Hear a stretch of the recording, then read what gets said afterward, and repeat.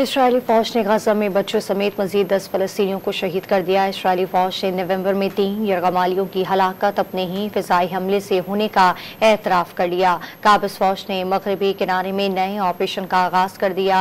मुलाता पनाह गुज़ीन कैंप में ताज़ा झड़पों में कई नौजवानों को जख्मी कर दिया।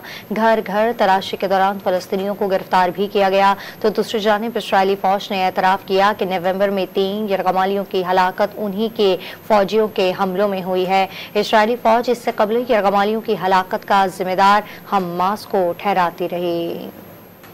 इसराइली फौज ने गजा में बच्चों समेत मजीद 10 फलस्तीनियों को शहीद कर दिया। इसराइली फौज ने नवंबर में 3 यरगमालियों की हलाकत अपने ही फिजाई हमले से होने का एतराफ़ कर लिया। काबिज फौज ने मगरबी किनारे में नए ऑपरेशन का आगाज कर दिया।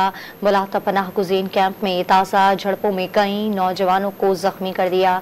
घर घर तलाशी के दौरान फलस्तीनियों को गिरफ्तार भी किया गया। तो दूसरी जानिब इसराइली फौज ने एतराफ़ किया कि नवंबर में 3 यरगमालियों की हलाकत उन्हीं के फौजियों के हमलों में हुई है। इसराइली फौज इससे कबल यरगमालियों की हलाकत का जिम्मेदार हमास को ठहराती रही।